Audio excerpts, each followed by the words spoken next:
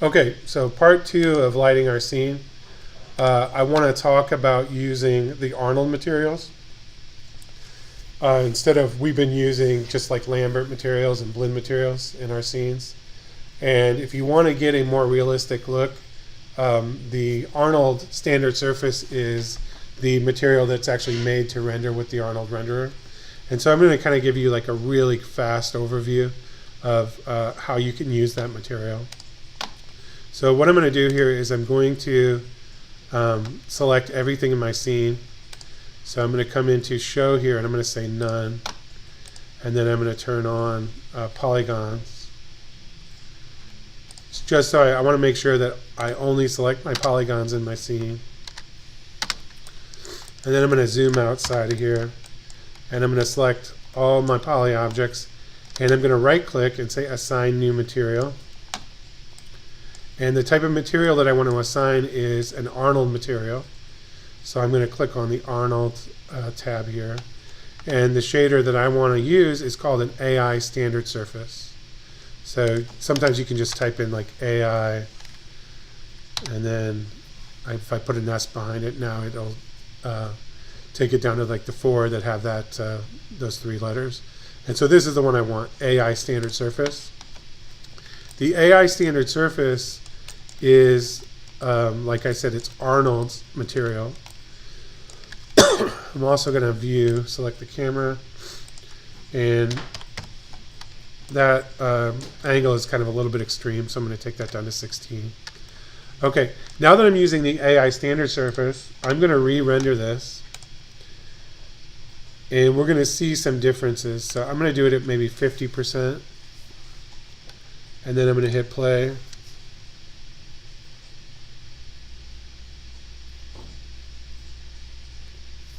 %, might be too big,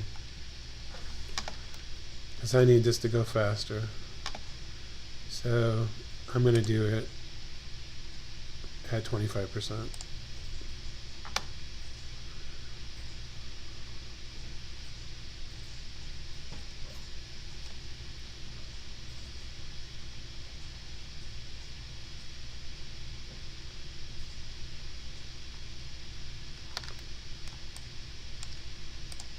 So I'm going to say show all again.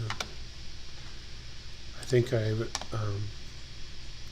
there we go. I accidentally had everything hidden.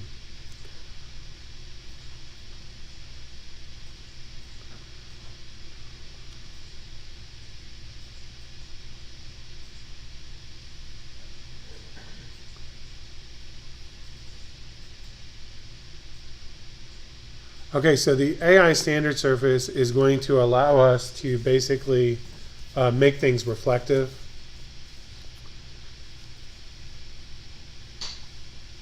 And so by default, it's actually slightly reflective, and so now we can see reflection of the sunlight in here on the windows. And it's also reflecting everything in the scene. So I'm going to show you how to control the reflectivity on that material. So I'm going to pause this for a second. And if I select one of the objects with the material, I'm going to right click on it and say material attributes. And here we've assigned AI standard surface 1 to pretty much everything in the scene. The way this material works is it has a base color, which is just the overall color of the object, and it has a weight. So each attribute is defined by the weight. So currently the base color is at 80%. We have a specular value, which is the reflectivity of the surface. And currently this material is 100% reflective. So most things in the world reflect a little bit, but not 100%. So that's almost like a mirror type reflection. And so what I want to do is I want to have everything in here reflect, but at a very low value. Typically, like cloth is like at a 0.05. So most things that are non-reflective will reflect at like 5%. So that's what I just did, 0.05. And then things that are reflective will of course go up higher than that. So for example, if I wanted to make a material here for my monitor, what I would do is right click on it and say assign new material. And I would do another AI standard surface. It's good practice when you create a new material to go ahead and name it. I usually leave the AI in there so that I know it's an Arnold material. And then I'll call this one monitor. And then I can give it a color. So if my monitor is turned off, the color might be black. So I'm going to leave that at black. All right, and then for the reflective color on here, that when you see the term specular, just replace that with reflectivity. The reflectivity, I'm going to leave that up to 100%. And then we have transmission, and transmission is basically transparency. So if I want that object to be transparent so you can actually see through it, then I would increase the transmission weight to 100%, which would make it kind of see through like glass. But since I don't really want that to be have transparency, I'm going to dial that down to 1. And then after that, that's where we're going to leave it. So since this is a beginner course, I just want you to have kind of the basics. We're only going to use base, specularity, and transmission. All right. So base, again, is the overall color. The weight is currently at 80%. You can pretty much leave that. The specularity is how reflective it is. The default is 1, so 1 is pretty much 100% reflective. So if you don't want it to be reflective, you want to take that down to a lower value. I recommend like between 5% and 10%. If you want it to look like fabric, those are good values. And then if you want it to look like plastic, then you know you're going to be up at around like 0.7, 0.5 and higher. And then the roughness is basically how blurry the reflection is. So for example, in glass, so in my monitor, I would want that thing, if it was off, to be pretty reflective, because that's an old CRT cathode ray tube, which is a glass front. And so those weren't really matted, those were kind of shiny. So I would want that weight to be 100% reflective. And then the roughness, how blurry the reflections are, I wouldn't want them to be too blurry. So I would leave that at a 0.10. If this was rough plastic or a matte finish, I might have it be 100% reflective, but I might rough up the reflections so that they're very blurry. Okay, and I'll kind of show you what that is. So I'm going to leave the roughness at like 0.1, and then now I'm going to go ahead and re-render this image. I'm getting some kind of weird red contamination here from my light dome. I believe it's kind of glitching out on me, but I'm ignoring that. So if you're watching the video and you see that, just be aware that that's something that I should tend to, but I'm not going to, because I'd rather cover the material.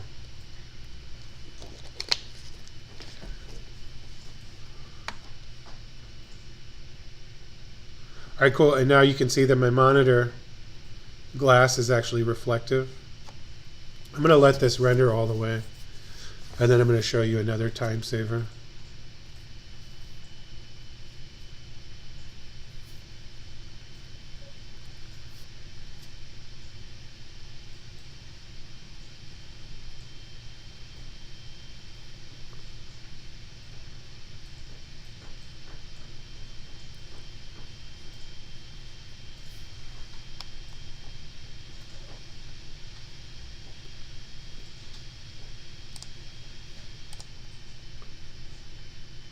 Okay, so I just paused the video because I didn't want you to have to wait through that render.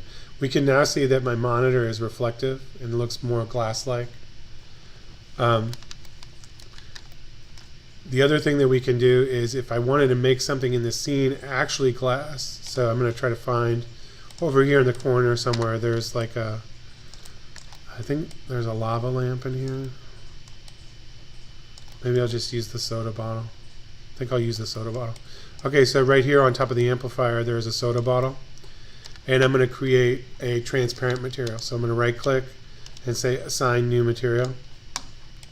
Again, I'm going to do an AI standard surface. And then for this one, I'm going to make it like a Mountain Dew bottle. So we'll go like that. And it should probably be pretty reflective. So I'm going to go like 0.5. It's kind of a plastic, so I'm going to go like 50% reflective. And then it's kind of rough plastic, so I'm going to take the roughness up to 0.5 to rough up the reflection a little bit. And then this one should be transparent. So I'm going to come down here into the transmission, and I'm going to say, yeah, this thing's going to be like almost 100% transparent. So I'm going to say 80% transparent. Now, when you make something transparent in Arnold, you also, once you change the transmission to a value other than 0, you also have to come into the geometry and toggle it in the attribute editor and tell it that it's basically non-opaque. So I'm going to select this object. Once I'm using transparency on it, I have to go into the attribute editor for the object, and I have to go into the Arnold tab, and I have to untoggle opaque to tell it, hey, Arnold, this is actually transparent, so handle it transparent. If you leave it toggled opaque, the transparent will never work, transparency will never work properly. It'll look okay, but it'll always look weird. It'll look off. And you won't know what's up, and then you'll remember that I said that in the video. Okay, so now I'm going to go ahead and render that. It was actually rendering, so let's let it go.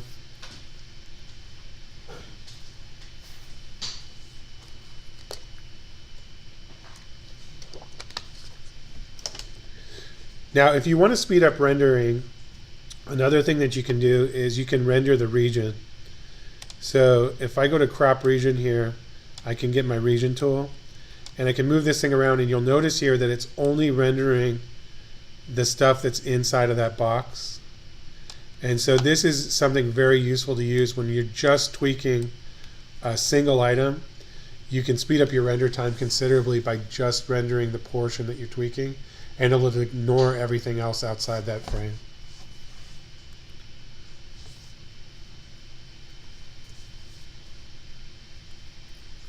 Okay, cool. So it's looking like plastic. It's a little bit too rough. I got a little bit too rough. So I'm going to come in here to the material attributes, and I'm going to take my roughness down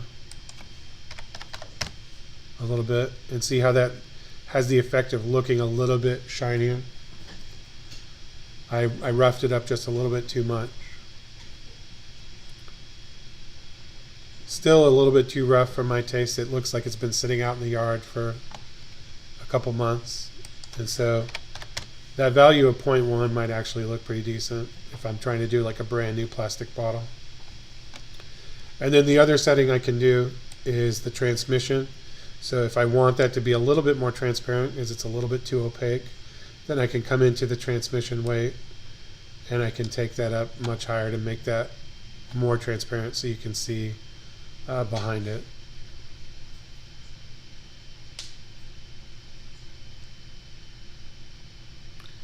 And there we go.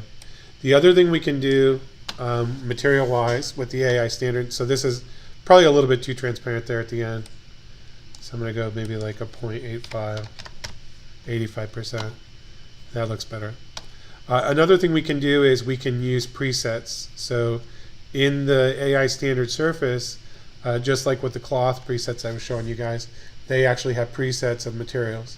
So, and you can use these as your starting point. So you can just check this out and be like, oh, Joel said there's presets in here. I wonder what they are. Well, left click. And we can see here we have balloon, blood, brushed metal, bubble, car paint, ceramic, chrome, clay, clear water, copper, deep water, frosted glass, glass. And you can just play with all of these. So you could start here and be like, well, I'm going to make this bottle glass. And you could replace that with glass and check it out. That preset will dial you right in to what they think is glass. Usually these are based on physical values. So there's actually scientists in the lab monitoring with instruments and stuff what glass is, and then setting that in. Now that being said, scientific settings don't always produce the best renders. So once you start with a preset, if you get it close to what you want, then you can come in here and play with those settings that I gave you, which are basically the base color, the specular color, and the transmission. This one you'll notice though my base color got grayed out, and that's because once you use that glass preset, it gets you into a bunch of more advanced settings, which I don't want you to really play with because I do an entire class on how to master this shader and we don't have enough time in this one. So for this one, if you wanted to change the color of the glass, what you would want to do is just be like, okay, that preset, I don't know what it's doing, and just go with something more like I'd probably go with a plastic and say replace. And then now that gives you more standard settings, and then now you can do the settings that I said, which are base color. So I could change that back to Mountain Dew. And then I can go into the specular color and change that if I wanted to. So the weight is 100%, that's pretty good. Roughness is 0.32, I kind of like 0.1. And then for transmission, remember transparency is up. So I think I arrived at like a 0.85 to kind of make that transparent. Now I'm using color in this exercise, and I don't mind if we do a color render at the very end, but I want you guys to steer away from color in your final renders for next week. And I'll let you have fun at the end, and we'll do color renders. But for now, just bear with me and make everything gray. So the reason we do that is because that's standard in modeling. So whenever you're doing a modeling portfolio, no one ever wants to see color because color lies to you. Color is a cheat. So they want to see it just as gray clay. And then from there, I can tell how good the models are. And then once the models are clean and I know it and we've signed off on that, then we can start having fun with texture and color. So please bear with me. If you want to do a set of renders with color, that's awesome. I'll even let you turn them in as kind of an extra credit or an add-on, but please stay gray. So the way this would look, it'd be like, oh, I dialed my bottle in, I love the color. Well, for Joel, I'm just going to come in here and desaturate it, and that's what I want. So this one, if you'll notice, has some blue. That's because I used a preset, and somewhere down in here buried, there is a refractive color, which I can't even find at the moment. So I'm going to go presets. This is where I might just replace this with clay, because I know clay is completely opaque. Let's see. I wish they just had a default setting, but they don't. So I'll go clay, replace it. I'm going to change this back to gray. See, I still can't get rid of that color wherever that is. It's somewhere buried deep inside there. I'm not going to try to find it. But I would try to make it gray again. At this point, I'd probably just have to assign a new AI standard. So that's what I'm going to do. I'm going to be like, well, I use presets and somehow now there's a setting deep in that shader. I can't change it. What do? I can't find a preset to reset it. I'm just going to assign a new material. So I'll do a new AI standard, and then I'll be like, okay, I got to make sure that my teacher gets what he wants. So I'd be like, well, I want it to be transparent. So I'm going to come in here to transmission, and I'd go like 0.85. And then I wanted it to be reflective, so I'll leave that at 100%. And then the roughness, I'll leave at 0.1. And I think I figured out where the blue tint is coming from. The blue tint was actually coming from my lighting, my indirect light source. But you know what? That's how it goes sometimes with lighting, is it's either in the material or it's in the lighting. But I think it was like there was something else going on with the material. So basically this is what I want, is just gray everything in different variations. So if something looks like glass, you can make it look like glass, but don't give it a color. I don't want no color, all right? All right, once I have that, I've got my scene dialed in. I've materialized a few things. It'd be time for me to go ahead and do a big old render. So I'm going to turn off the region, and now I'm going to go ahead and let that render out full frame.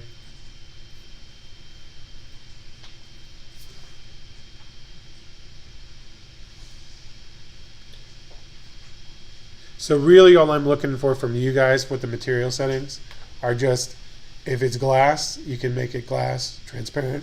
If it's like a mirror, you can make a mirror. If it is plastic, you can make it plasticky. But I don't, that's all I want, is just the material property to basically have the correct reflectivity. And then other than that, you want to keep everything gray.